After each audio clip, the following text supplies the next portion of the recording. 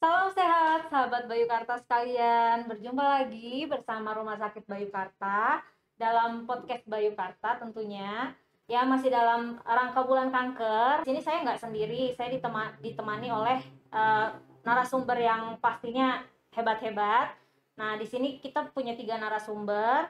Yang pertama adalah Dr. Rabi Chandra, kemudian nanti ada 2 orang lagi yaitu Ibu Marheni dan Saudara Febrianto. Nah, jadi kalau mau tahu nih isinya apa aja, ya terus stay tune di podcastnya Rumah Sakit Bayu Karta. Nah, kita akan masuk nih ke sesi kita yang pertama ya, dengan pembicara yang pertama, Dr. Rabi. Nah, Dr. Rabi ini adalah dokter spesialis Obgyn, konsultan onkologi di Rumah Sakit Bayu Karta. Kita sapa dulu ya. Selamat pagi, Dokter Abi. Selamat pagi. Iya, Dokter Abi apa kabar? Alhamdulillah baik. Nah, Dokter Abi ini ya teman-teman dia adalah spesialis Obgyn, tapi sudah mengambil konsultan di bidang onkologi. Jadi onkologi ini kalau teman-teman tahu dia spesifik ke arah kanker. Nah, makanya ini cocok banget nih dalam rangka Hari Kanker. Kita akan kupas bagaimana sih kanker itu sebenarnya itu bersama dengan Dokter Abi. Ya, dokter, Dokter Abi ini sendiri mengambil spesialis Obgyn-nya di Unpad ya, Dok ya? Saya di Unpad. Untuk konsultannya, dokter? Untuk konsultannya di UI. Di UI, Ya. di Universitas Indonesia ya. Kalau misalnya memang teman-teman ada permasalahan mungkin di bagian reproduksi wanita ya. Nah, apalagi nanti kita kita sama-sama lihat kira-kira apa sih gejala-gejalanya ya untuk kanker ini terutama di reproduksi wanita. Nah, kalau misalnya kira-kira ada kecurigaan, nah bisa nanti menghubungi ke dokter Abi ya, dokter di Rumah Sakit Bayu Karta tentunya kalau daerah Karawang Silakan. ini ya, Dok ya. Silakan. Oke, dokter nih saya mau tanya-tanya nih dok Ya, tentang masalah kanker ini ya dok ya. Sebenarnya dok, kan kanker ini banyak ya, nggak hanya di reproduksi wanita ya dok ya. betul. Nah, secara umumnya, tapi pasti ada persamaan nih si kanker ini. Apa sih dok, supaya teman-teman kira-kira tahu nih secara awamnya tuh gimana sih sebenarnya kanker itu, kenapa sih bahaya gitu dok? Ya, baik. Sebelum kita tahu kanker itu apa, ini biasanya orang awam itu suka eh, tertukar dengan tumor. Oh Nah, oke. kita bahas dari tumor dulu. Oh iya dok. Nah, kita harus tahu apa sih itu yang disebut dengan tumor. Nah, tumor adalah semua benjolan di tubuh yang tidak pada tempatnya. Misalnya kita ada di kulit, misalnya ya. Itu kalau misalnya di kulit kita itu tidak ada benjolan, maka itu disebut dengan tumor. Apapun itu bentuknya. Yang penting dia ada benjol. Nah, tumor ini ada dua. Yang satu tumor jinak, yang satu tumor ganas. Nah, tumor ganas ini yang disebut dengan kanker. Ya, berarti Gitu. kalau kalau kanker itu dia yang ganasnya ya dok ya. Yang Jadi ganas. ya kadang-kadang ada pasien tuh kalau kita bilangnya tumor, kadang kita juga nggak enak gitu bilangnya kan kalau udah sekalinya tumor, kadang mereka udah langsung cemasnya, ah saya kena tumor seakan-akan udah vonis Iya, berat banget gitu ya dok ya. betul. Padahal ada macam-macam ya dok Padahal ya. kalau tumor itu ada yang jinak. Justru Oh, kalau misalnya disebut dengan tumor, oh ya mungkin ini jinak. Tapi kalau oke. kita sebut dengan kanker, maka dia sudah pasti tumor tersebut adalah ganas. Oke, tapi berarti dok kalau misalnya ada benjolan, kita kan pasti awalnya nggak tahu itu ganas atau jinak ya dok ya. Ya, Tapi berarti untuk sebutan awalnya semua sebelum benar-benar terdiagnosis pasti ya dok ya, itu kita sebut tumor ya, dulu ya dok ya. betul. Oke, berarti untuk selanjutnya yang bisa membedakan itu biasanya dari apa nih dok? Nah, untuk membedakannya jelas yang pertama kita harus melihat riwayat penyakit. Oke, Ya, kita lihat gejalanya seperti apa, timbul mulai kapan, eh, di sebelah mana tumor tersebut timbul. Apakah kemudian apakah ada riwayat keluarga yang dengan penyakit tumor, ataukah pasien ini ada riwayat penyakit yang lain, itu harus diketahui. Yang kedua dari pemeriksaan fisik. Jelas pemeriksaan fisik ini sangat penting. Sehingga penderita atau orang-orang atau wanita yang ada keluhan itu sebaiknya berobat ke Rumah Sakit Bayu Karta.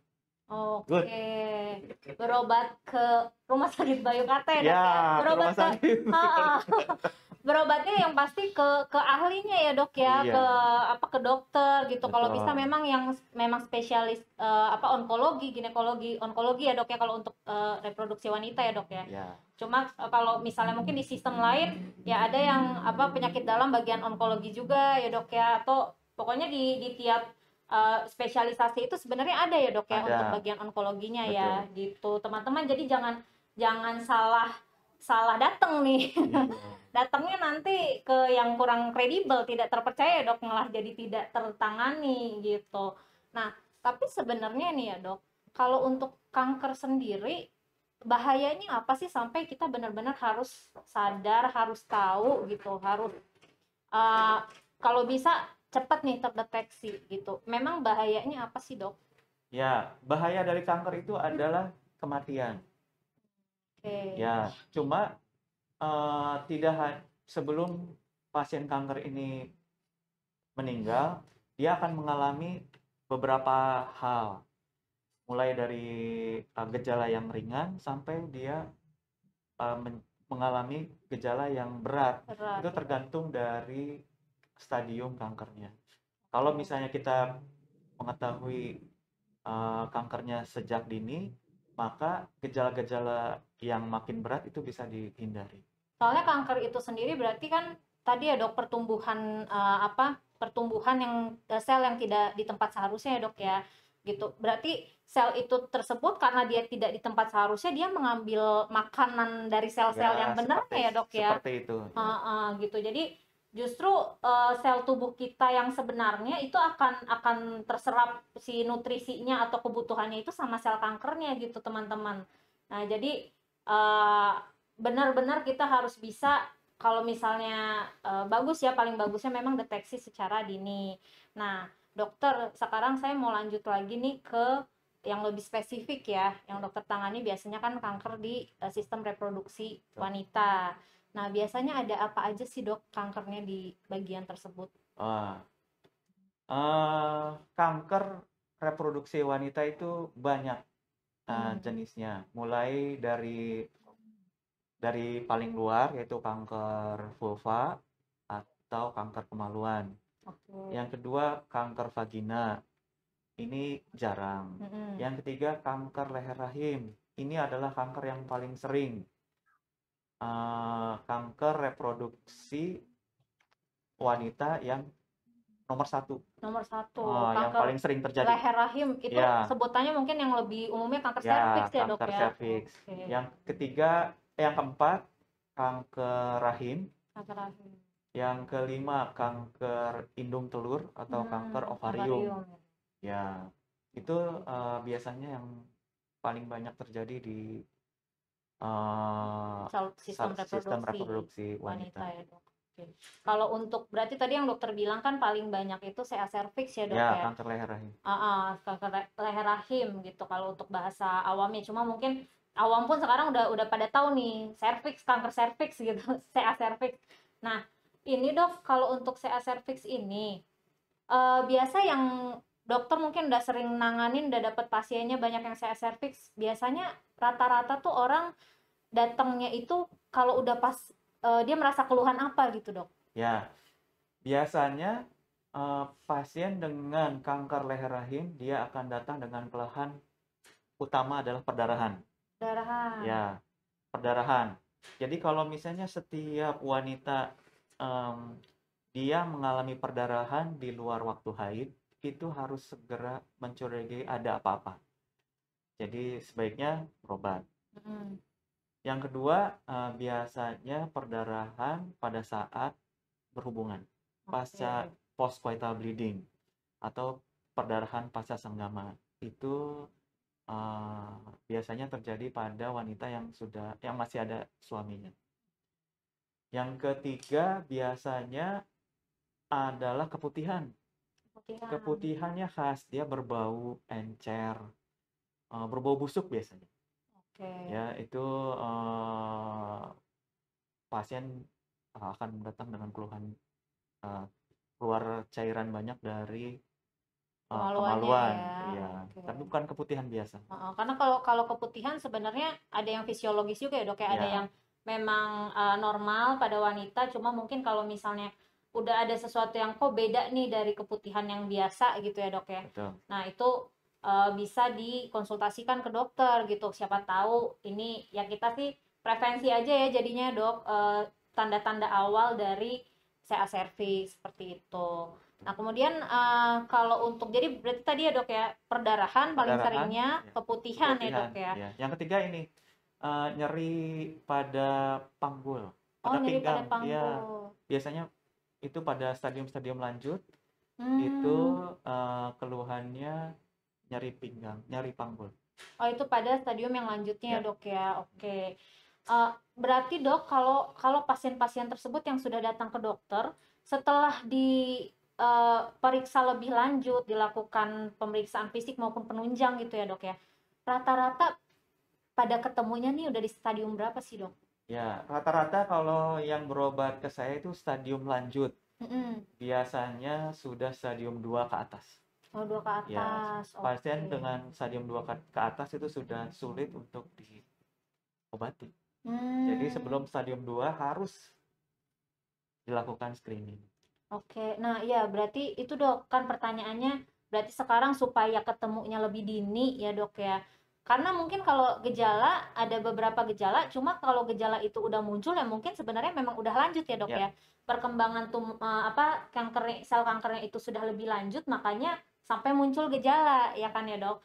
Nah, jadi sebelum dia berkembang lebih lanjut dan sebelum menimbulkan gejala, apa nih dok yang bisa kita periksakan? ya. Untuk pencegahan kanker leher rahim, kita bisa melakukan screening. Mm-mm. Yang paling mudah adalah pemeriksaan IVA. IVA. Ya, IVA bisa dilakukan biasanya di puskesmas. Oke.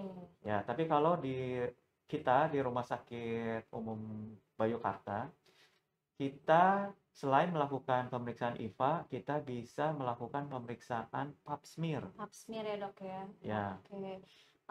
Kalau bedanya apa sih dok kalau untuk IVA dan pap smear ini? kalau IVA kita hanya melihat perubahan sel di leher rahim dengan menggunakan cairan asam asetat. Oke. Sedangkan kalau pap smear kita mengambil eh, cairan Mm-mm. atau jaringan yang terlepas dari leher rahim. Kemudian dilakukan pemeriksaan di Patologi. patologi, Oh, oke. diperiksa di bawah mikroskop. Oh, oke. Jadi bentuk selnya akan lebih kelihatan Lebih ya dok ya. kelihatan bila kita melakukan pap smear.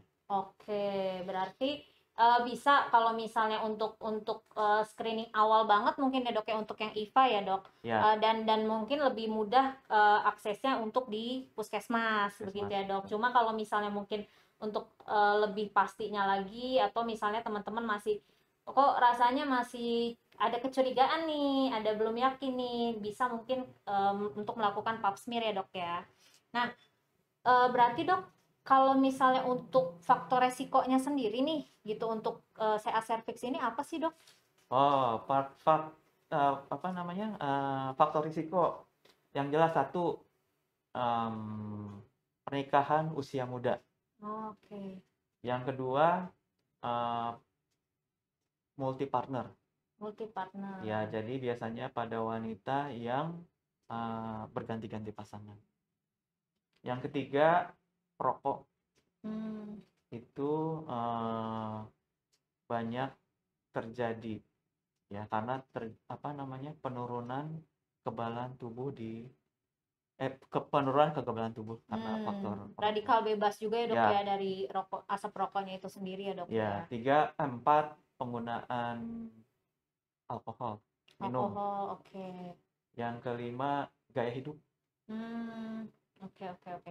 Tapi dok kalau untuk khusus untuk CA cervix ini atau kanker leher rahim ya dok ya, ini apakah bisa terjadi pada wanita yang belum pernah berhubungan secara seksual dok gitu dengan adanya faktor resiko yang tadi misalkan berarti tadi ada multi partner gitu ya dok ya, ada yang lain. Tapi kan juga ada misalnya merokok tadi yang dokter bilang, terus Ya, konsumsi alkohol. Kalau kalau pada wanita yang belum aktif berhubungan secara seksual, tapi misalnya pasiennya ada merokok, ada minum alkohol, itu apakah bisa terjadi, dok? ya. Untuk menjawabnya, kita harus tahu dulu penyebab dari kanker leher rahim. Oh, oke, dok. Penyebab kanker leher rahim adalah disebabkan oleh virus, namanya Virus. virus HPV, Human Papilloma Virus. Ini banyak sekali tipenya dan jenisnya. Nah, bagaimana seorang wanita itu bisa terinfeksi HPV? Disebabkan karena hubungan seksual. Oke. Jadi virus dari luar masuk ke dalam Mm-mm. tubuh wanita itu karena aktivitas hubungan seksual. Seksual. Dia akan menempel di leher rahim dan dia berkembang biak di sana. Pada Oke. sebagian wanita sih sebetulnya dia tidak akan berkembang, dia Mm. akan mati. Tapi sebagian wanita lagi, kayak misalnya yang tadi disebutkan faktor risikonya, dia akan berkembang dan menyebabkan CA cervix. Ya, Oke. jadi semua wanita yang pernah berhubungan itu berisiko untuk timbul kanker leher rahim. Lalu bagaimana yang wanita yang tidak pernah melakukan hubungan seksual? Ya. Apakah bisa terjadi juga? Bisa. Jadi ada faktor risiko lain yang disebut dengan genetik. Genetik. Ya, cuma ini sangat jarang. Jarang sekali faktor genetik CA cervix faktor genetik ini terjadi pada kanker leher rahim. 99% disebabkan karena infeksi HPV. Oke, berarti kan dok karena mungkin saya coba rangkum ya, karena penyebabnya adalah virus. Nah, jadi hubungan seksual itu adalah cara masuk si Cara masuk virusnya sih. ya dok ya, cara masuk si virusnya. Cuma memang sebenarnya Tuhan itu dengan sangat baik menciptakan suatu sistem kekebalan dalam tubuh kita ya dok ya, baik dari apa lingkungan si apa kanker lingkungan dari leher rahimnya ya dok ya, dan juga imun tubuh kita. Sebenarnya virus itu bisa saja untuk masuk tapi tidak berkembang di Tidak situ ya berkembang. dok ya. Ya. Cuma ada faktor-faktor resiko yang membuat lingkungan di situ malah jadi enak buat si virusnya, jadi berkembang begitu ya dok ya. Ya. Misalnya karena tadi asap rokok yang menyebabkan radikal bebas gitu dok. Dan apa alkohol dan yang lain-lain ya dok ya, yang tadi faktor resikonya itu mungkin membuat lingkungannya jadi malah enak buat si virusnya berkembang. Seperti itu benar ya dok ya? Ya. Oke. Nah, jadi mungkin itu teman-teman untuk gambarannya nih, kanker yang paling sering dialami di sistem reproduksi wanita. Nah, mungkin teman-teman bisa melihat juga faktor resiko masing-masing gitu ya. Untuk awareness kita bertambah dengan adanya tadi penjelasan dari dokter Abi. Nah, dok, kalau misalnya akhirnya sudah ada gejala, akhirnya kita memeriksakan atau memang akhirnya kita screening rutin lah ya dok. Nah, eh, kalau misalnya ternyata sudah ditemukan nih dok, itu pengobatannya gimana sih dok? Ya. Gini, kalau misalnya ada seorang wanita atau perempuan ya, dia dengan gejala misalnya yang disebutkan tadi perdarahan lah, biasanya datang dengan perdarahan. Kontrol ke Poliklinik Bayukarta. Nah, nanti akan kita periksa. Pertama kita periksa pemeriksaan fisik. Biasanya itu akan ditemukan benjolan di leher rahim. Oke. Ya, benjolan ini nggak akan bisa terlihat dari luar atau terasa oleh ibunya, sehingga harus dilakukan pemeriksaan dalam. Nah, selain pemeriksaan, setelah kalau misalnya saya melakukan pemeriksaan dan ditemukan ada benjolan, maka langkah selanjutnya adalah biopsi. Oke. Biopsi adalah pengambilan jaringan sampel yang digunakan untuk menegakkan diagnosis kanker. Oke. Jadi jaringan ini akan diambil dari leher rahim dan diperiksa ke laboratorium. Nah, nanti keluar tuh hasilnya. Kalau misalnya hasilnya adalah kanker leher rahim, selanjutnya kita tentukan stadiumnya. Hmm. Apakah dia stadium awal, stadium 1, atau stadium lanjut, stadium 2, 3, atau bahkan 4. Kalau masih stadium 1, maka kanker itu masih di leher rahim. Kalau misalnya udah stadium 2, itu kankernya sudah menyebar ke daerah yang lain, ke tempat yang lain. Sehingga kalau misalnya ditemukan pada kanker stadium dini, itu mudah sekali pengobatannya. Mulai dari operasi yang sederhana sampai operasi yang lebih besar. Tapi bisa dilakukan di Bayukarta. Bisa ya dok ya? Iya, kalau stadium 2 ini nggak bisa kita lakukan di Bayukarta karena ini melibatkan modalitas terapi yang lain, yaitu kemoterapi dan radiasi. Itu nggak bisa mungkin harus ke Jakarta atau ke Bandung. Jadi sebelum kanker itu ditemukan pada stadium lanjut, lebih baik kita mencegah dengan screening dan. Jadi early detection itu memang penting banget ya dok ya. Kalau misalnya pun terdeteksi dengan lebih dini, masih stadium yang awal banget, masih bisa nih di sini. Jadi istilahnya nggak perlu yang nyampe repot-repot bolak-balik keluar kota seperti itu ya dok ya. Betul. Dan bisa dengan dokter Abi nih udah ada di sini bersama kita kan gitu. Jadi teman-teman nggak perlu khawatir lah kalau misalnya memang bisa terdeteksi dengan dini gitu kan, fasilitasnya juga di kita ada ya dok. Nah dok, kalau untuk yang radiasi dan juga kemoterapi ya dok ya, sebenarnya biasanya mana yang lebih dulu atau harus kombinasi atau seperti apa sih dok? Terapi primer pada kanker leher rahim stadium lanjut adalah radiasi. Tapi untuk meningkatkan keberhasilan radiasi, kita melakukan kemoterapi tambahan. Ya, jadi sebelum dilakukan radiasi, kita melakukan kemoterapi. Terapinya disebut dengan kemoradiasi. Jadi kemoterapi dulu, kemudian dilakukan radiasi. Mungkin kalau nanti untuk banyaknya berapa kali sih, harus berapa lama? Nah itu untuk sesuai dengan ininya kali ya dok, temuannya seperti apa ya dok ya, dan respon si sel kankernya itu ya dok ya terhadap pengobatannya gitu. Mungkin kalau itu nanti udah lebih lanjut. Tapi yang paling penting sebenarnya sebelum pengobatan yang berlanjut-lanjut itu, kalau bisa terdeteksi dari awal dulu ya dok ya, seperti yang tadi. Makanya kenapa kita giatkan terus nih early detection, screening gitu, supaya teman-teman juga istilahnya kalaupun misalnya terkena atau terkena kanker inilah, itu tidak harus sampai melewati tahapan yang panjang gitu untuk mengobati itu semua. Nah, nanti kita akan ada nih dok untuk bintang tamu untuk narasumber kita yang kedua dan yang ketiga itu adalah penyintas kanker nih dok. Nah mungkin kalau untuk bintang tamu kedua itu masih berkaitan nih dengan yang tadi dokter bahas, karena narasumber kita yang kedua itu penyintas dari kanker serviks atau kanker leher rahim itu ya dok. Tantangan buat dokter menghadapi pasiennya apa sih dok, yang paling besarnya gitu, dari sisi apakah si pasiennya biasanya sulit untuk menerima jadi tidak mau pengobatan atau seperti apa dok biasanya? Ya, yang kesulitan gini. Sebetulnya kita beruntung sekali tinggal di Indonesia. Kenapa? Karena 100% orang Indonesia itu percaya adanya Tuhan. Sehingga pasien-pasien yang berobat dan terdiagnosis oleh kanker di rumah sakit, mereka rata-rata bisa menerima.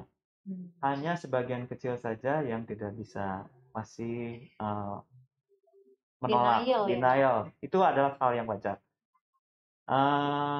Permasalahan yang kedua adalah biaya. Masalah biaya. Biasanya pasien-pasien kanker yang datang ke rumah sakit itu menengah ke bawah, sehingga masalah biaya sangat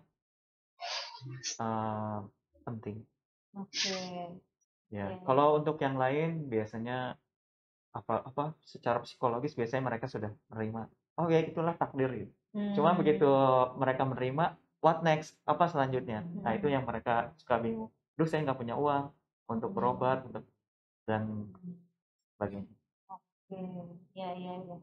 Eh, Berarti ya, ya untungnya ya dok ya, maksudnya kalau untuk penerimaan mungkin masih oke ya dok ya, gitu penerimaan masih oke, dan Ya, masih bisa untuk boleh eh, saya tambahin lagi? oh ya ya. Nah, permasalahan yang ketiga adalah penyakit penyerta. Oke. Ya, penyakit penyerta. Nanti kalau kanker ini timbul diketahui atau timbul diketahui sudah stadium lanjut, itu ada penyakit penyerta biasanya, Hmm. penyulit, komorbid. Pasien ini kalau sudah timbul penyakit penyerta ini lebih sulit lagi. Oke. Gitu, itu yang biasanya bikin saya suka, "Oh, ini berat nih."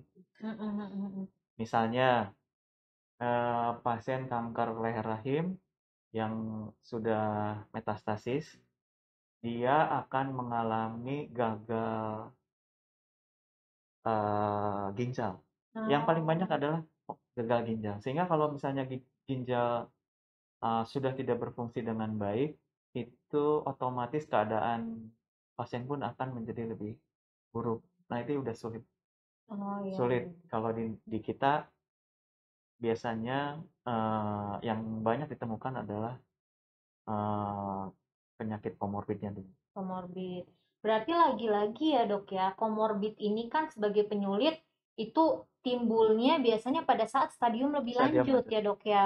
Karena stadium lebih lanjut itu artinya si sel kankernya ini tidak berhasil ditangani pada tahap awal, dia menyebar, Ya, dan akhirnya merusak juga organ-organ yang lainnya, dan itu membuat semakin sulit untuk ditangani. Nah, makanya lagi-lagi penting deteksi dini, early screening gitu, supaya ya itu kita menemukannya masih dengan dalam tahap yang benar-benar awal gitu, belum ada penyebaran kemana-mana dan belum memperberat kondisi seperti itu ya dok ya, gitu ya. Mungkin itu tadi dari sisinya dokter Rabi ya, untuk apa juga sih biasanya tantangan yang dihadapi untuk pasien-pasien yang sudah terdeteksi kanker.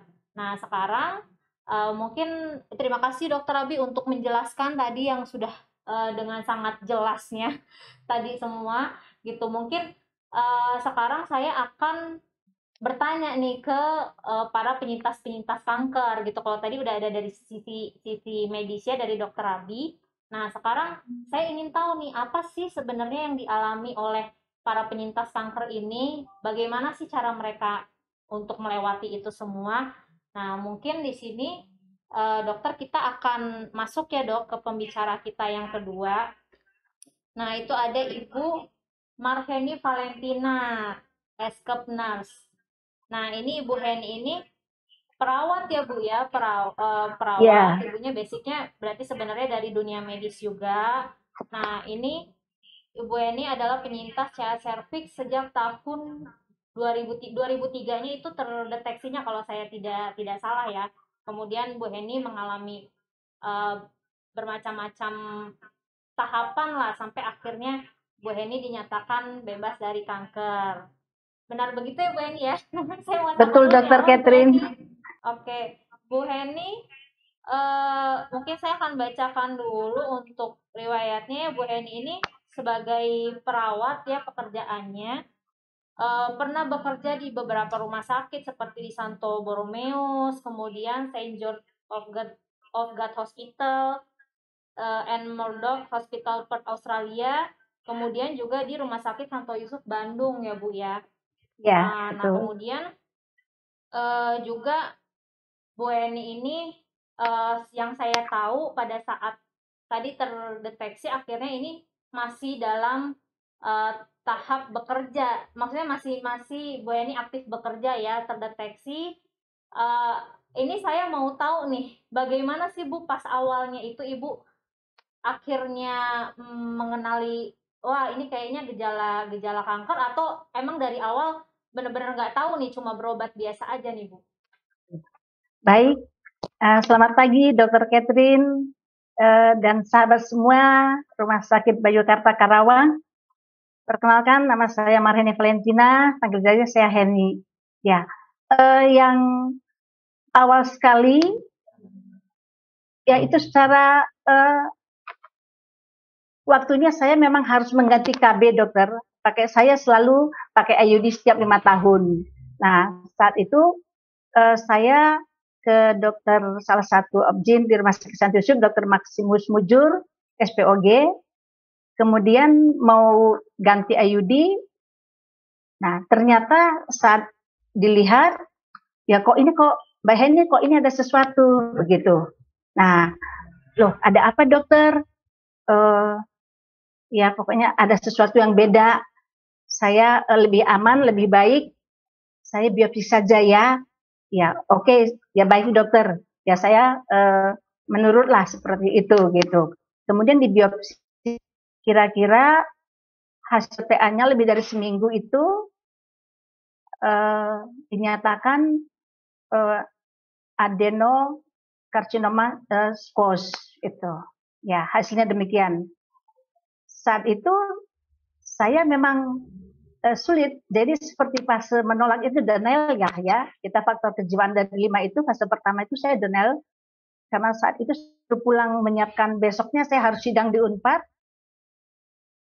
Kemudian saya ngambil hasil, saya tanya ke bagian lab, udah ada hasilnya belum? Oh, belum. Tapi beberapa langkah saya keluar dari pintu lab itu ternyata saya dipanggil. Oh ini. Nah saya baca hasilnya seperti tadi, saya seakan tidak percaya.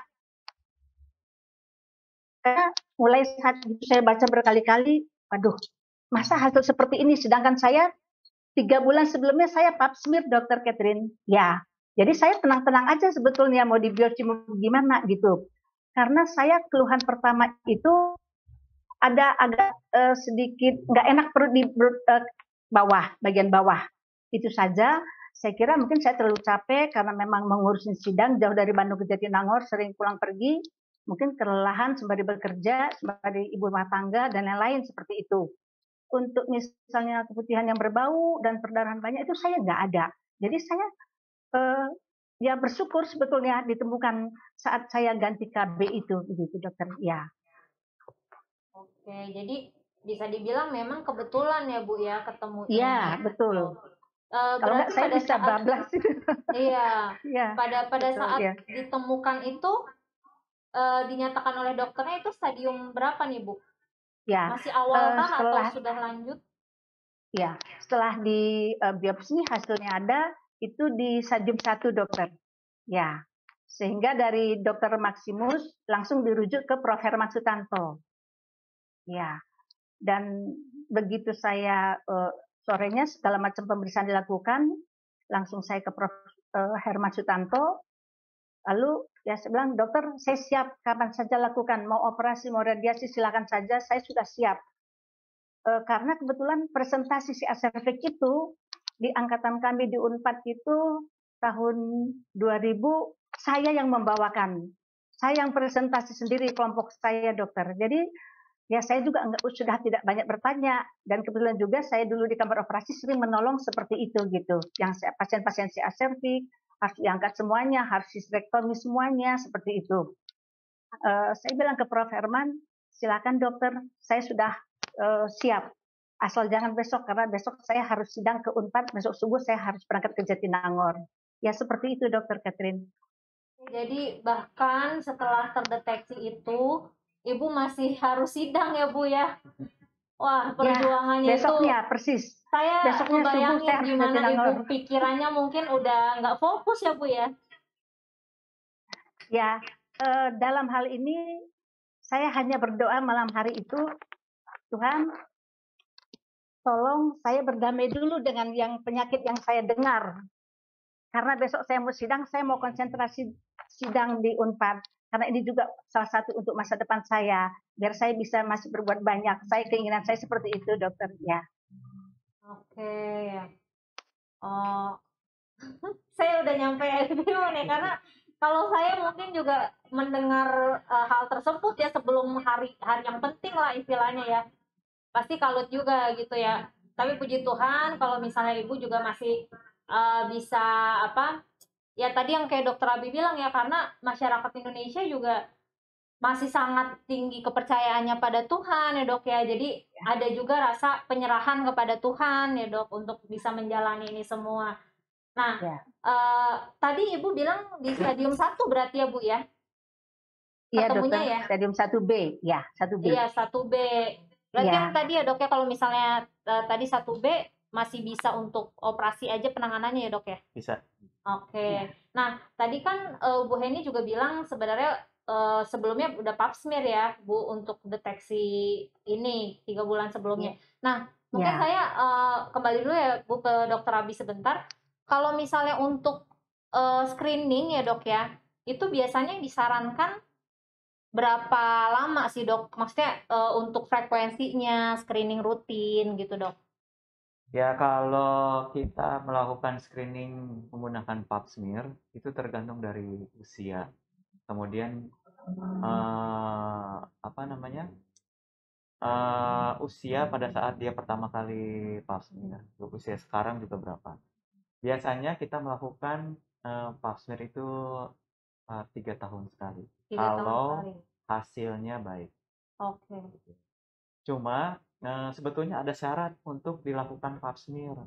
Itu sebaiknya dilakukan oleh atau diperiksa dulu oleh dokter spesialis. Ya, karena kalau misalnya kita mencurigai ada kanker, maka kita tidak bisa melakukan atau tidak dianjurkan, tidak boleh melakukan pap smear. Oh, kenapa Karena tuh, Dok? hasilnya akan rancu. Maksudnya rancu gimana nih, Dok? Gini, pap smear itu ibaratnya ya, itu seperti saya ada di dalam hutan atau di kebun, kemudian saya pengen tahu di kebun ini ada pohon apa, tapi saya tidak melihat pohonnya langsung. Saya melihat dari daun-daun yang rontok, Oke, gitu. iya, iya. Pap smear itu seperti itu. Jadi kita hanya mengambil sedikit cairan dari leher rahim untuk diperiksa. Di mana cairan ini ada sel-sel yang terlepas dari leher rahim. Nah, sel-sel ini anggaplah daun-daun yang rontok. Sedangkan leher rahimnya anggaplah pohonnya. Jadi saya mencoba untuk menebak pohonnya dari daun-daun yang berserakan. Nah, sedangkan karena saya tidak melihat langsung, jadi hanya melihat daun-daunnya, saya hanya bisa menebak, oh iya, ini penyakit ini. Gitu. Sedangkan untuk tahu pohonnya langsung, maka kita harus melakukan pemeriksaan yang namanya biopsi. Jadi kalau misalnya seorang dokter sudah mencurigai bahwa wanita tersebut menderita kanker, maka langkah selanjutnya adalah biopsi, bukan pap smear. Kalau biopsi itu saya melihat langsung pohonnya. Oh ya, ada pohonnya. Saya bisa tahu.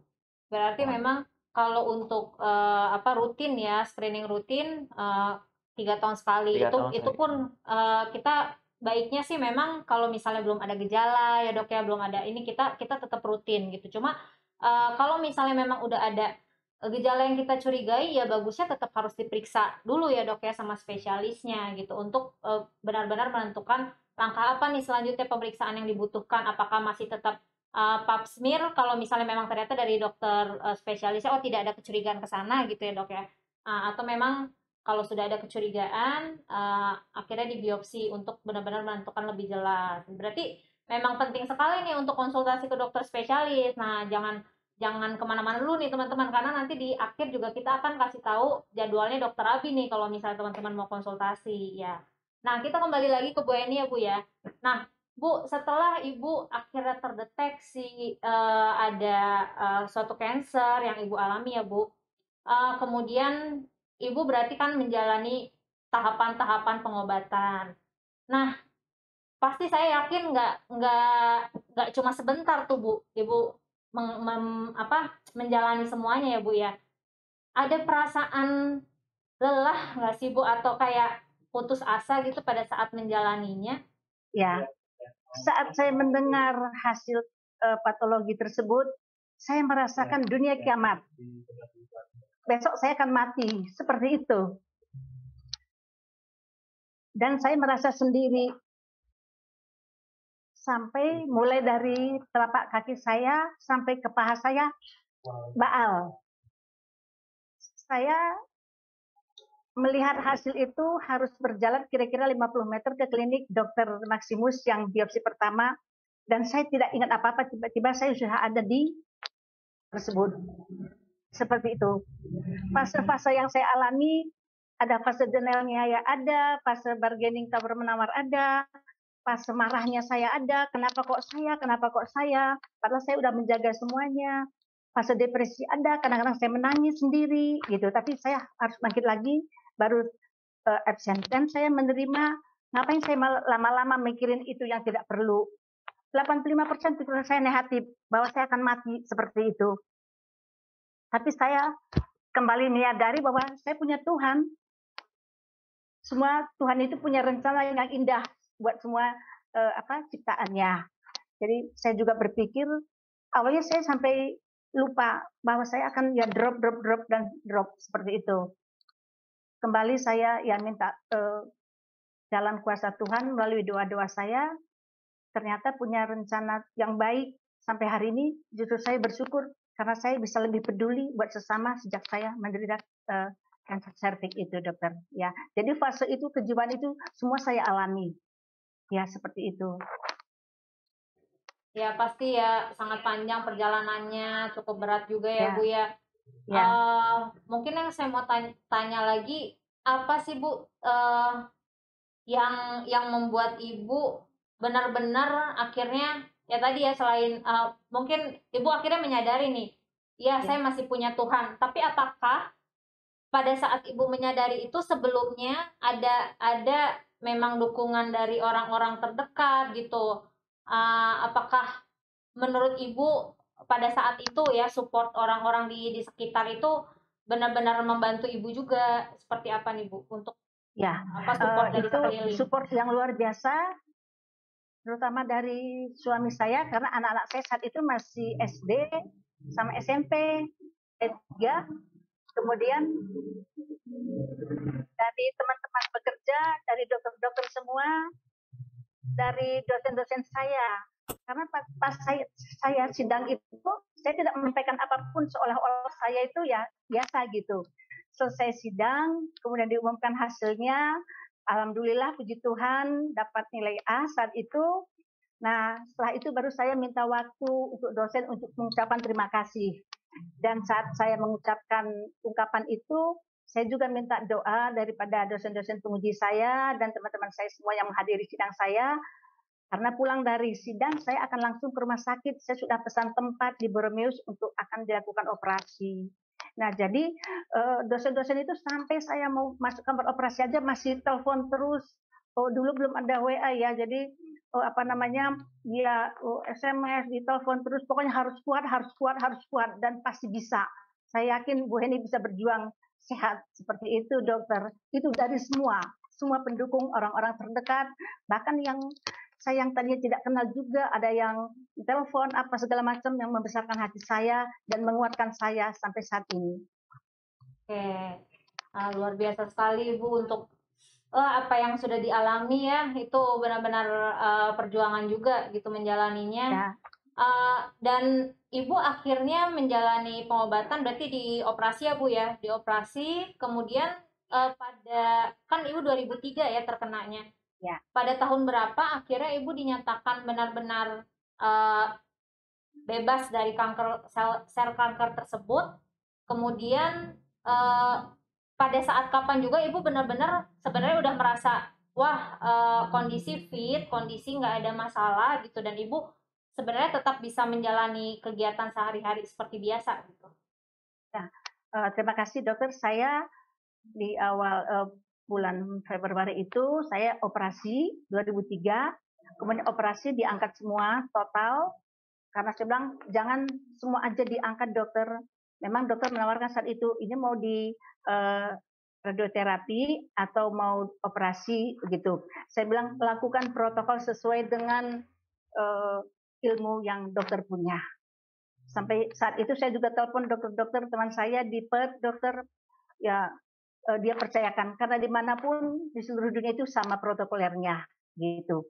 Nah kebetulan saya bilang dokter Prof Herman ya operasi saja, saya sudah siap kok seperti itu. Kemudian kira-kira 5 minggu setelah itu saya baru kemoterapi. Kemoterapi itu sampai saya 3 hari dirawat, jadi memang agak panjang kemoterapinya, tapi hanya sekali itu. Nah saat saya operasi sebetulnya ada beberapa hal yang luar biasa yang terjadi kepada saya.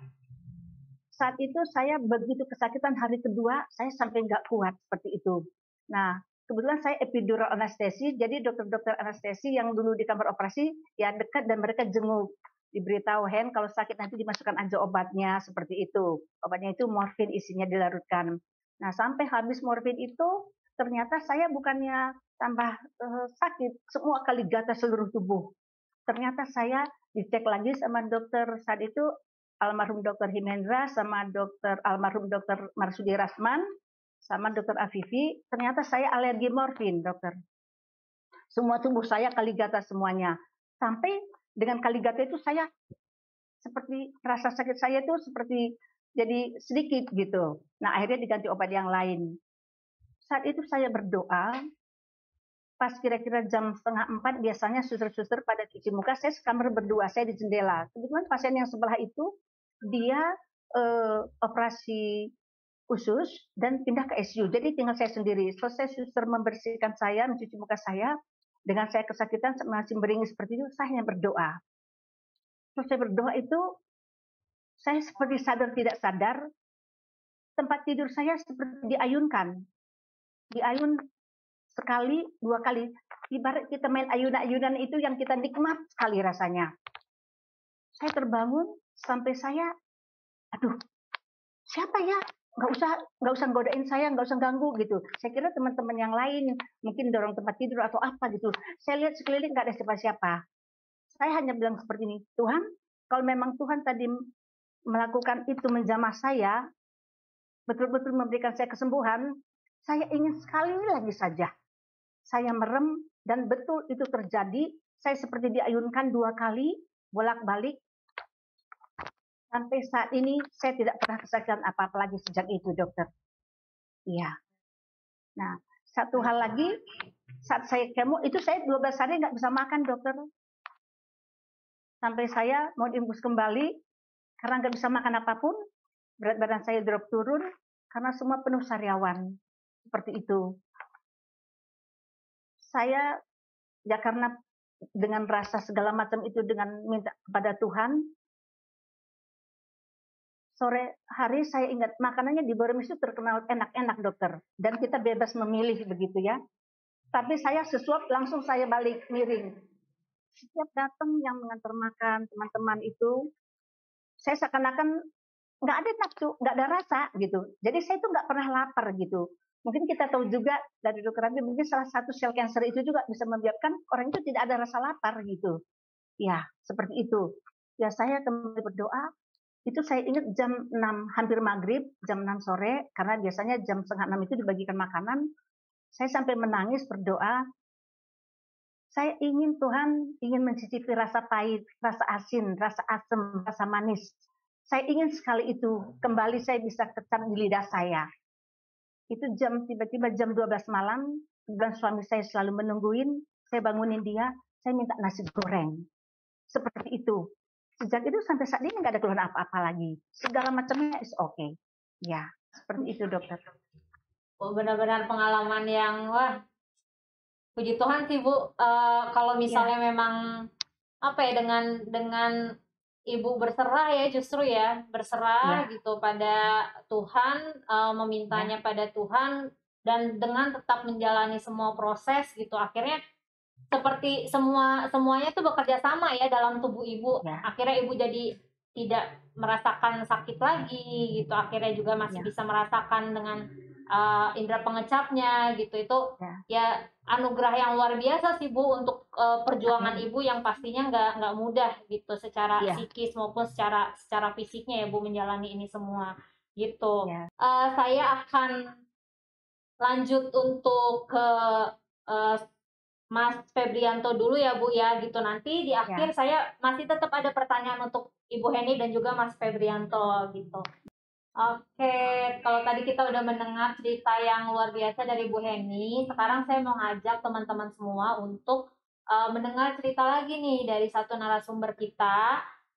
Itu adalah Mas Febrianto Adi Pratama, MD RAT gitu. Jadi Mas Febri ini dia bekerja atau profesinya itu sebagai seorang radiografer. Jadi sebenarnya ini baik dari Bu Heni, Mas Febri ini sama-sama orang di bidang kesehatan juga nih ya. Nah, makanya saya juga penasaran nih pengen tahu kalau misalnya dari penyintas gitu yang terkena kanker, tapi dia dari orang kesehatan tuh sebenarnya gimana sih? Ada nggak sih perubahan atau perbedaan pikiran atau seperti apa gitu ya? Karena kan sehari-hari sebenarnya mungkin udah sering lihat juga, tapi ternyata dialami sendiri nih. Nah, saya pengen tahu banget.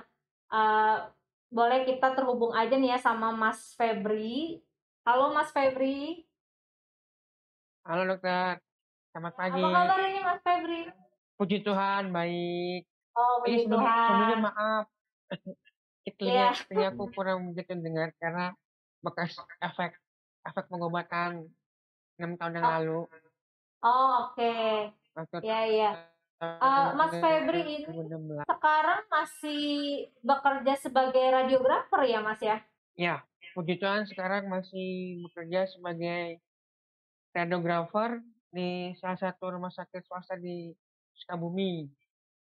Oke. Ini kalau nggak salah rumah sakitnya masih kakak adik juga nih sama Bayu Karta ya? Betul. Ada kakak Iya, di sini kalau adanya saya sama lihat juga kakaknya. riwayatnya pernah PKL juga ya di Bayu Karta. Pernah PKL waktu tahun 2013. Nah, Untuk jadi PKL di sana. berarti kan dari perjalanannya Mas Febri, kalau saya nggak salah Mas Febri ini terdiagnosis lah, tervonis ya kalau kita bilang, kalau cancer biasanya orang bilangnya tervonis. Itu kanker nasofaring ya Mas ya, itu di tahun 2016. Dimana artinya sebenarnya Mas Febri itu dari sebelumnya udah sempat PKL, bekerja gitu, ternyata terkena. Mungkin orang-orang kalau udah sekali tervonis kanker, mungkin udah nggak bisa mikir lagi, udah semangat hidupnya hilang, dan akhirnya pun berpikir udah nggak bisa ngapa-ngapain lagi. Tapi ternyata Mas Febri sampai sekarang aja nih masih kerja ya Mas ya, gitu. Saya mau denger ceritanya dong Mas, gimana sih awalnya Mas itu sampai terdeteksi gitu mempunyai CA, terus gimana nih kok bisa nih sampai sekarang masih kerja? Emangnya tidak mengganggu nih semua proses ini dengan pekerjaan Mas Febri? Ya dokter, terima kasih. Ya, selamat pagi sahabat Jakarta. Sebelumnya minta maaf kalau cara bicaraku kurang jelas ya dokter, sama sahabat semua. Salah satu efek pengobatan sinar nasofaring juga.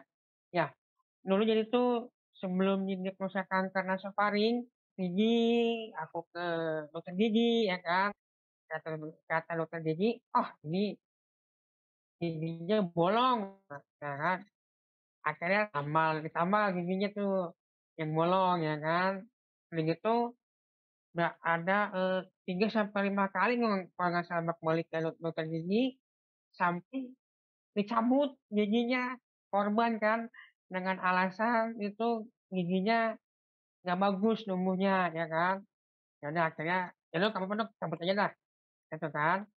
Itu udah mulai masih bisa bekerja itu mulai 2015 ya kan. Itu kok kepala tiba-tiba kepala sakit ya kan. Akhirnya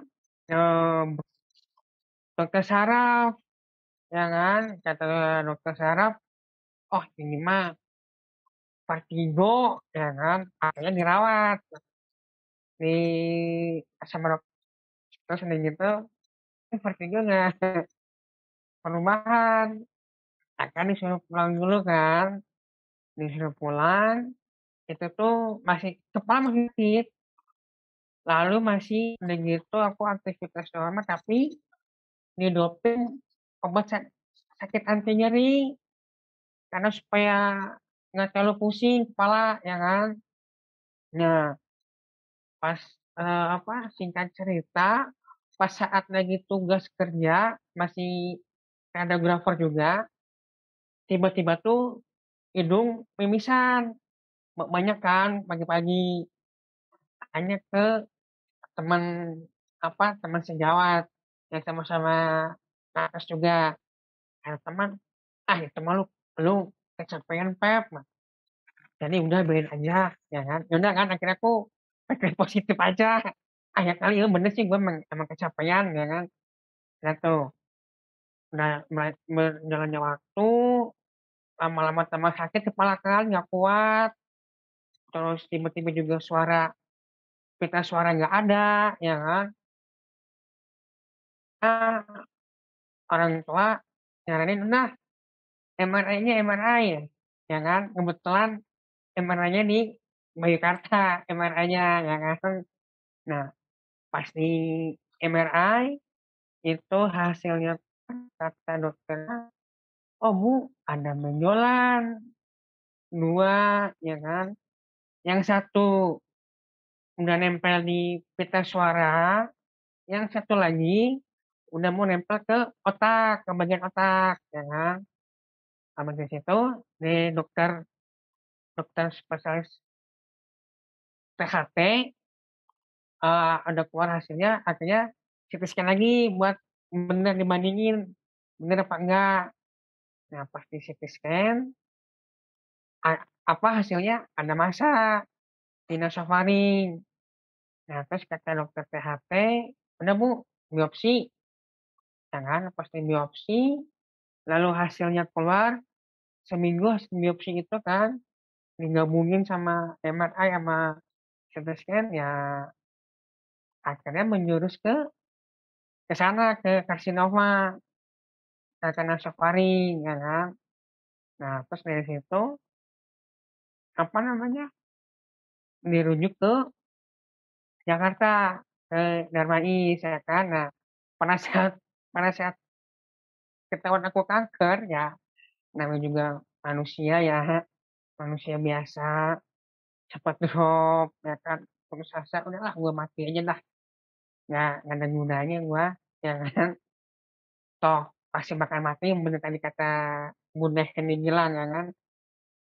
Udah kayak kiamat. Nah, apalagi kan aku di keluarga anak pertama yang membantu orang tua, ya kan.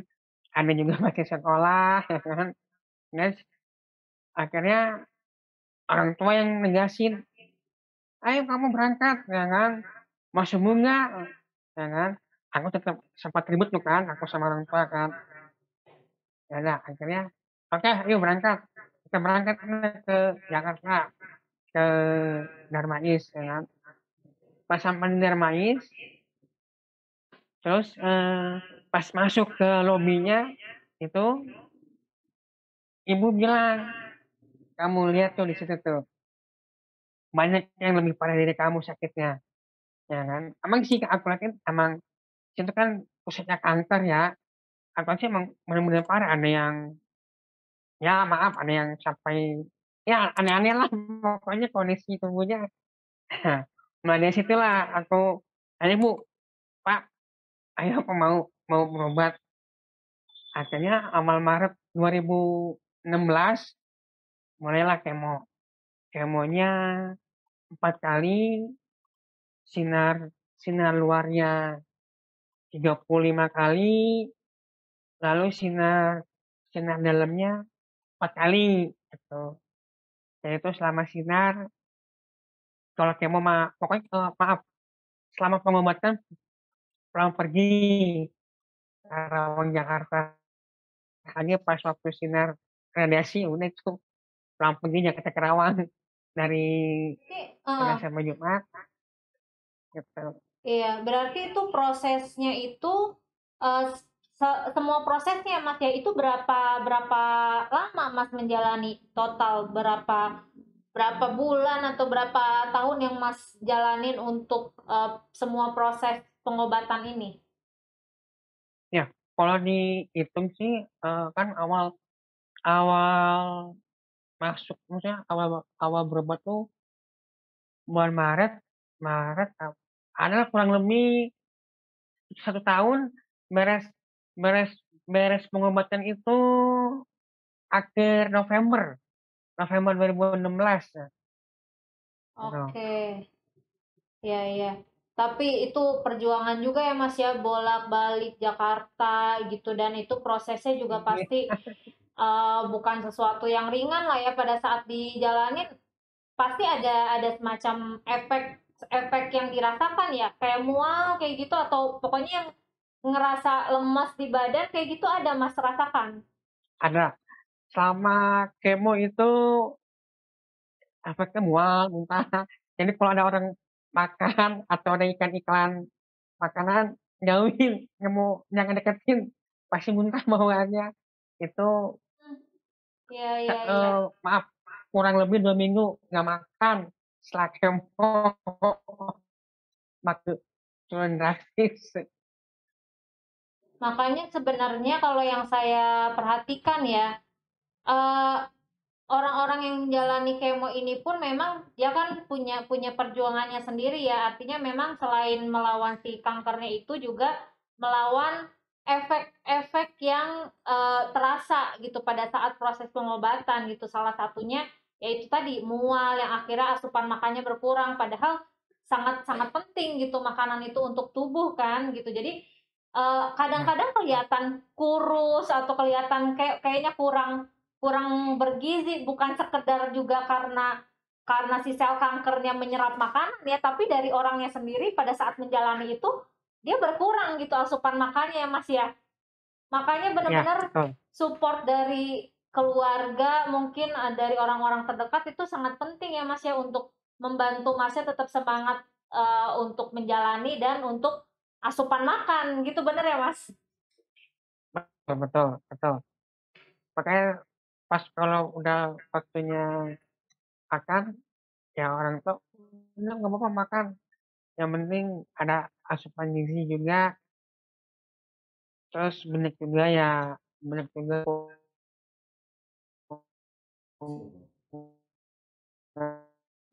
dari teman-teman. Ya pertama ya keluarga, kamu lagi sakit. Nah, karena apa? Tuh ada yang bisa, belum tentu ada yang bisa seperti kamu. Udah gitu, Tuhan ingin berkomunikasi lebih intim. Nah, dari situ tuh mulai, oh iya bener kan Mm-mm. lebih intim aja. Jadi ya udah, langsung berangkat ya. Oke. Dan ya itu tadi perjuangan dari Bu Heni, Mas Febri gitu, pasti dua-duanya sama-sama mengalami proses yang luar biasa ya. Tapi ya bagusnya kalau yang saya lihat dua-duanya sangat disupport oleh keluarga terdekat ya, akhirnya juga punya keinginan untuk tetap menjalani dan mencoba untuk sembuh gitu. Jadi yang mau saya bilang di sini mungkin bukan hanya orang-orang yang terkena kanker aja yang benar-benar harus kita bilang ayo semangat kanker apa segala macam, tapi orang-orang terdekatnya pun harus supportnya benar-benar support ya Mas ya, bukan maksudnya bukan hanya sekedar, mungkin bukan hanya sekedar di mulut Ya, aja ya. gitu ya, cuma dari tindakan. Misalnya kayak tadi Mas Febri makannya susah, ya orang terdekatnya pun benar-benar harus dengan setia istilahnya ya, dengan apa ya, kasihnya tetap memberi Mas Febri makan, ayo makan gitu kan, harus sabar untuk nungguin Mas Febri gitu kan, seperti itu. Dan itu menurut saya perjuangannya juga luar biasa. Jadi tidak hanya menurut saya sih, karena memang tema di Hari Kanker pada tahun 2021 ini ya, itu kan I am and I will ya. Jadi di sini komitmen untuk melakukan suatu tindakan gitu, dengan subtemanya kan Together All Our Action Matter. Jadi uh, all our action matter tuh gak cuma si orang yang kena kankernya aja, tapi semua orang yang di sekitarnya juga action kita tuh matter. Action kita itu ada nilainya, ada maknanya gitu, terutama untuk mendukung teman-teman yang sedang mengalami kanker ini. Begitu ya. Kalau dari Mas Febri sendiri, sebenarnya yang paling buat Mas Febri memotivasi gitu untuk terus melakukan pengobatan itu apa sih Mas, yang paling besar nih pengaruhnya? Oke. Ya, aku kan kalau sama pengobatan itu kan selalu diin sama mama ya. Karena mama yang paling setia dampingin. Sama mama sempat pernah bilang ke Tuhan, kalau anak saya atau saya bisa kembali lagi bekerja atau beraktivitas, ya saya akan sebisa mungkin akan membantu pasien-pasien yang awam yang membutuhkan tentang kanker. Nah, itu sekarang aku bekerja ya senang melayani. Jadi banyak banget pasien-pasien yang masih awam tentang kanker ya. Kan apalagi kan kanker itu hal mistis lah, diperlukan lah, terus harus alternatif lah. Nah, aku dari situ mulai supaya mereka masyarakat yang di luar sana tuh jangan pada awam tentang kanker gitu. Ya kebetulan juga spot sama temanku ambil punya dari mereka. Kalau saya lihat pun untungnya Mas Febri dan Bu Heni mungkin sebagai orang kesehatan jadi udah banyak mendapatkan informasi ya tentang cancer ini gitu. Kemudian juga banyak orang-orang di dekatnya yang bisa ditanya gitu tentang cancer ini, bagaimana bagusnya pengobatannya dan lain-lain. Cuma mungkin orang-orang di luar sana yang benar-benar awam, yang benar-benar tidak punya relasi dengan orang kesehatan, mungkin masih pada kebingungan gitu bagaimana kalau mereka mengalami cancer gitu. Jadi memang puji Tuhan gitu kalau kayak Mas Febri pun masih mau membantu teman-teman lainnya yang juga mengalami, yang mungkin Mas Febri sebagai pekerjaan sebagai radiografer juga sering ketemu gitu. Jadi Mas Febri ada juga kasih tahu gitu ya Mas ya, ada juga memberikan motivasi seperti itu gitu. Dan menurut saya semua dari kita juga bisa untuk memberikan semangat, memberikan motivasi dan memberikan perhatian yang benar-benar penuh gitu kepada teman-teman kita di sekeliling kita yang mungkin juga mengalami cancer gitu. Nah, kalau untuk Bu Heni sendiri nih, mungkin Bu, dari Ya, Ibu dokter. kan pasti banyak ya Bu ya. Ibu ini berarti Ya. kalau saya lihat menjadi penyintas kanker udah kira-kira berapa, 18 tahun ya Bu ya? 18 tahun dokter. Gitu. Mungkin ada hal-hal yang mau Ibu sampaikan kepada teman-teman lain yang juga mengalami cancer ini gitu, cancer apapun gitu. Apa sih yang mau Ibu sampaikan supaya mereka tetap mempunyai harapan gitu untuk menjalani pengobatan? Ya, baik dokter, terima kasih. Yang saya ingin sampaikan bahwa kanker itu bukan akhir dari segalanya, tapi bagaimana kita mengelola diri kita biar kita hidup, istilahnya itu cerdik ya dokter ya. Kita lakukan cek kesehatan secara teratur ke Bayukarta, Karawang, ya. Kemudian enyahkan asap rokok seperti tadi disampaikan oleh Dr. Rabi. Nah, kemudian kita rajin berolahraga, berjemur seperti itu. Lalu makanan diet yang seimbang, kemudian istirahat yang cukup, tidur 7 sampai 8 jam, dan kita kelola stres dengan baik. Artinya stres itu kita nyebrang aja stres. Tapi kalau stres yang kecil-kecil ngapain kita pikirkan? Pilah-pilahlah mana yang kita pikirkan, mana yang tidak. Dan selalu berpikiran positive thinking, maju selalu ke depan, menata hidup buat ke depan. Selalu seperti itu dokter. Dan jangan lupa kita saling melayani. Karena sejak saya sakit masih banyak yang saya bisa lakukan. Sampai saat ini saya masih dipercaya sebagai wakil ketua bidang kesehatan di DPD PPNI Kota Bandung. Saat ini saya pas lagi di kantor di Dr. Slamet nomor 23. Ya. Kemudian saya juga konseling, hanya sejak pandemi saya nggak kunjungan. Biasanya kami dari Bandung Cancer Society itu, saya humasnya di sana dokter. Jadi kami beberapa orang setiap Senin sebulan sekali kami akan berkunjung ke rumah sakit Borromeus atau ke Sansadikin, itu mengunjungi mensupport pasien-pasien yang kanker. Seperti itu. Karena kadang-kadang kalau yang tidak mengalami, kadang-kadang pasiennya juga nggak percaya, ngomong saja, tidak mengalami, saya mengalami. Nah, kadang-kadang mereka tidak percaya saat kami kunjungi, saya survivor yang sudah belasan tahun, nah baru mereka percaya dan luar biasa. Ada punya pengalaman, ada seorang anak gadis, umurnya 20 tahun, mahasiswa kedokteran, kemudian kami kunjungan, dia mau marah, ngomong juga nggak mau, ibunya juga sama, jadi udah kayak menutup diri seperti itu. Kami hanya menunggu saja, diam saja, hanya menatap dia saja. Ya udah mau apa? Kami sampaikan.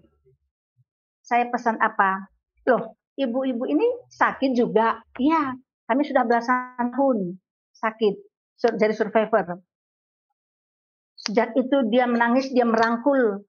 Saya jadi apa? Bisa nggak saya jadi dokter? Saya hanya satu pesan saya, dokter. Anaknya cantik, dia orang Bandung tapi kuliah belum di Jawa Tengah. Saya sampaikan, nanti adik akan jadi onkolog. Itu saya bilang. Dengan semangat, upaya berjuang, bisa gitu, bisa. Saya lihat. Puji Tuhan, sampai hari ini dia masih luar biasa belajarnya, kuliahnya. Mungkin sebentar lagi akan selesai. Nah, itu hanya satu dari sekian banyak. Ada yang di Batam, udah sampai drop, beratnya 72 kilo sampai 40 kilo. Karena hanya makan jus setiap hari, pagi, siang, malam. Karena ketidaktahuan. Saya tidak kenal mereka itu, nggak kenal.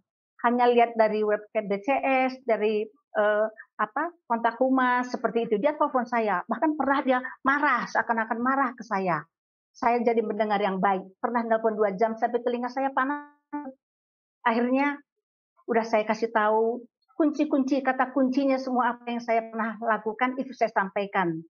Dan puji Tuhan, alhamdulillah dia sampai hari ini sudah sehat.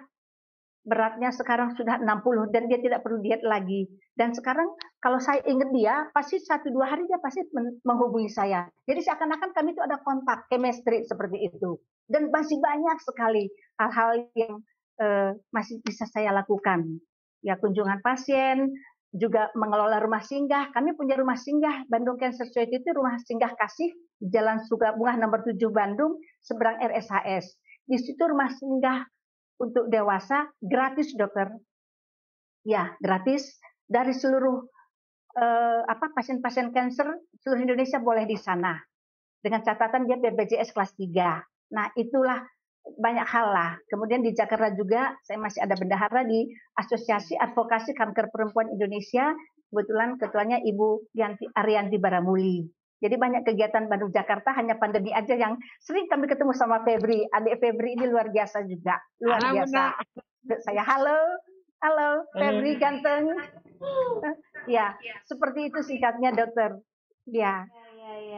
Jadi memang masih banyak sekali yang bisa dilakukan ya Bu ya, seperti yang tadi Bu Eni bilang, tervonis cancer bukanlah akhir dari segalanya. Selama menurut saya kita mempunyai keinginan, mempunyai niat untuk sembuh gitu, tidak hanya memasrahkan diri yang ya udahlah terserahlah apa, tapi memang kita memasrahkan diri kepada Tuhan sambil dengan tetap melakukan usaha-usaha ya Bu ya gitu. Kalau misalnya orang bilang ikhtiarnya tetap jalan untuk menjalani pengobatan dan semua hal-hal yang bisa dilakukan untuk mengatasi kanker ini. Tapi di luar itu semua masih banyak yang bisa dilakukan dan bahkan mungkin setelahnya ini Ibu dan penyintas-penyintas yang lain, Mas Febri juga bisa menolong dan membantu banyak orang untuk melewati hal yang sama gitu ya Bu ya. Ya. Jadi sebenarnya akan banyak sekali support, dukungan, dan kalau misalnya banyak yang masih bingung gitu, mungkin banyak yang masih merasakan aduh kenapa ya gitu, dan masih nggak ada teman untuk bicara dan lain-lain, pasti ada ya Bu ya, kalau misalnya dicari ada untuk perkumpulannya ya, perkumpulan untuk Ada, cancer ya. gitu, dimana banyak yang masih bisa sharing, banyak Ya. yang masih bisa untuk memberikan informasi lebih lanjut mengenai cancer ini, begitu ya Bu ya? Ya, ya. Dan kami selalu siap membantu. Ada yang takut, ada yang malu, karena kita tahu sendiri kanker itu nggak tiba-tiba sakit. Tetapi justru kalau sudah stadium lanjut, baru sakit menekan jaringan sekitar. Nah, kami dalam di BCS itu, Bandung Cancer Society, setiap bulan dulu kami sering mengadakan seminar-seminar, mengundang semua member. Member kami 300 lebih dokter, seluruh Indonesia itu ada. Nah, ada yang takut, ada yang malu, ya biasa. Ada yang memang khawatir, ada yang cuek. Nah, bagaimana kita memberi support, motivasi saudara-saudara kita ini biar selamat daripada kanker, sehingga support ini ternyata ada hasilnya gitu. Ya, seperti itu. Kalau dari Mas Febri sendiri nih, apa kira-kira yang mau Mas Febri sampaikan kepada teman-teman lainnya yang mungkin masih baru awal nih menemukan dirinya terkena cancer atau masih dalam perjuangan untuk melawan cancer? Ya, untuk teman-teman semua ya menanggapi seperti yang Bunda Heni bilang, tetap jaga kesehatan. Ya seperti kayak program pemerintah hidup dengan singkatan itu hidup cerdik, cek namanya cek kesehatan secara berkala. E-nya nyala asap rokok, R-nya rajin aktivitas fisik, D-nya diet sehat dengan kalori seimbang, I-nya istirahat cukup, K-nya kalau stres, dan jalani dengan ikhlas, karena hati yang gembira obat yang mujarab gitu. Karena mau sebagus apapun obatnya, terus biayanya segini apapun, kalau hati ini nggak akan respon. Itu sih kalau dari aku. Iya, Dan karena jangan lupa ada perkataan juga kalau hati yang gembira adalah obat ya Mas ya gitu. Dan kalau Iya. misalnya Betul. dari medis juga sudah ada terbukti gitu, kalau hati yang gembira dia juga meningkatkan imunitas tubuh ya gitu. Jadi ya bagus sekali tadi penyampaian dari Mas Febri gitu. Semoga sih teman-teman yang mungkin sekarang mengalami hal yang pernah dialami oleh Mas Febri dan Bu Heni itu nggak lagi merasa down, nggak lagi merasa ini akhir dari segalanya, tapi masih tetap bisa melakukan usaha-usaha ke depannya untuk mengatasi ini semua.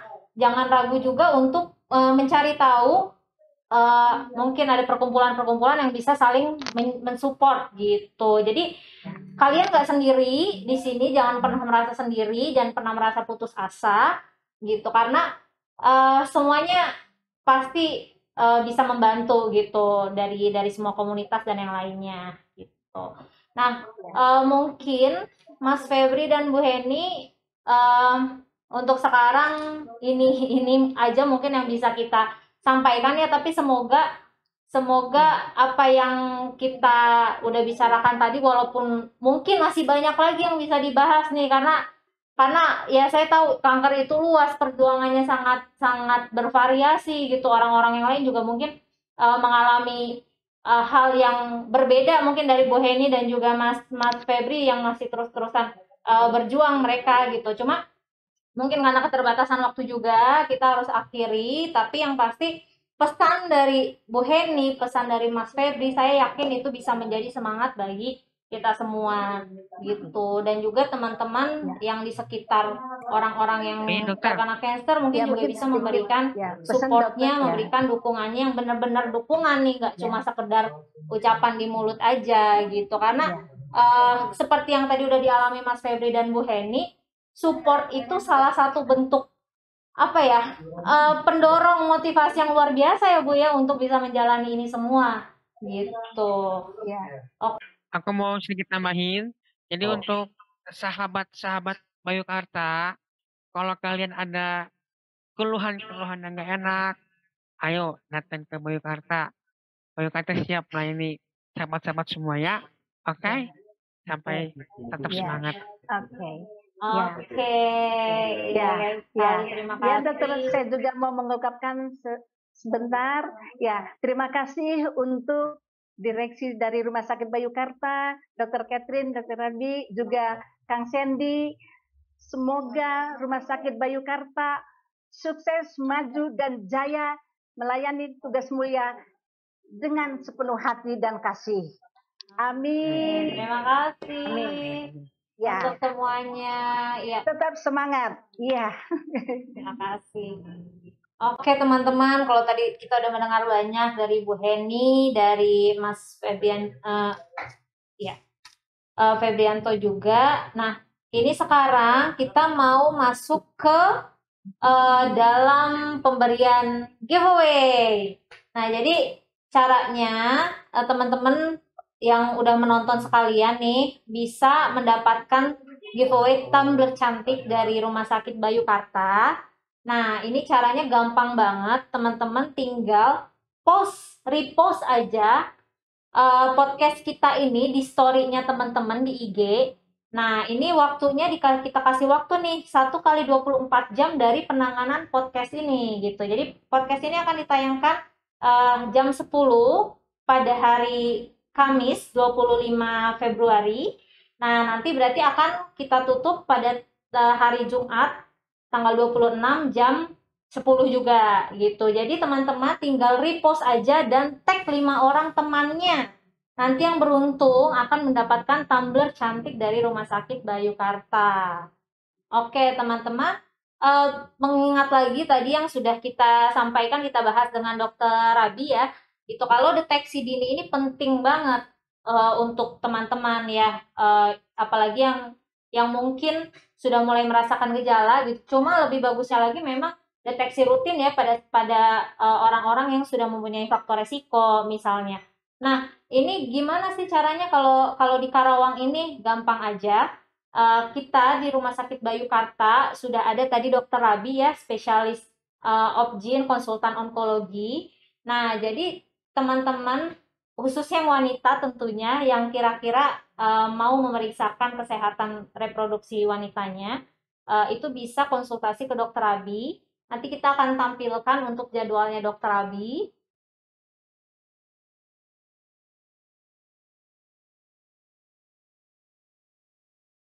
Teman-teman bisa konsultasi ke Dokter Rabi kalau misalnya memang menemukan permasalahan-permasalahan terkait masalah reproduksinya. Nah, kemudian kita juga ada HSG, pemeriksaan pap smear, dan juga untuk vaksinasi Gardasil. Nah, ini juga salah satu langkah untuk pencegahan dan deteksi dini dari CA cervix. Jadi teman-teman kalau di daerah Karawang ini nggak perlu takut, nggak perlu pusing gimana caranya saya bisa mendeteksi secara dini supaya saya nggak terlambat mengetahui kanker, atau ya pokoknya untuk pemeriksaan ya itu bisa datang aja ke Bayu Karta gitu, karena di kita sudah ada dan Dokter Abi juga siap untuk membantu teman-teman yang mau berkonsultasi. Oke, luar biasa sekali. Tadi kita udah mendengarkan banyak sekali ya penjelasan dari awal dari Dokter Rabi dan juga cerita-cerita gimana sih menghadapi kanker ini oleh Bu Heni dan juga Mas Febrianto. Mungkin kita sekarang sudah sampai di akhir acara podcast ini gitu. Saya yakin juga teman-teman pasti mendapatkan banyak juga dari acara ini. Maka saya undang lagi nih teman-teman untuk podcast-podcast selanjutnya. Ya mungkin kalau untuk sekarang bersama Dokter Abi, nanti mungkin ada narasumber-narasumber lainnya juga yang tidak kalah berkompetennya, tidak kalah kredibelnya dari Dokter Abi. Nah jangan lupa ikutin terus podcast Bayu Karta dan stay tune terus untuk update di media-media sosial dari Bayu Karta untuk mengikuti perkembangan ada acara-acara apa lagi sih di Bayu Karta ini yang diadakan gitu. Mungkin sekian ya dok ya untuk kali ini. Terima kasih banyak dokter untuk Terima ilmunya kasih. banyak sekali Sama-sama. gitu. Baiklah dokter, mungkin itu aja ya yang bisa kita sampaikan sekarang gitu. Teman-teman terus jaga kesehatan, terus jaga pola hidup agar kita semua tetap sehat. Tapi kalau misalnya pun rasa tidak enak badan atau ada yang ingin diperiksakan, nggak usah ragu, nggak usah takut, nggak usah pikir ribet sana sini, datang aja ke Bayu Karta untuk melakukan pemeriksaan. Sakit itu nggak ribet, ke Ke Bayu Bayu Karta Ke Karta Bayu aja. Karta saja.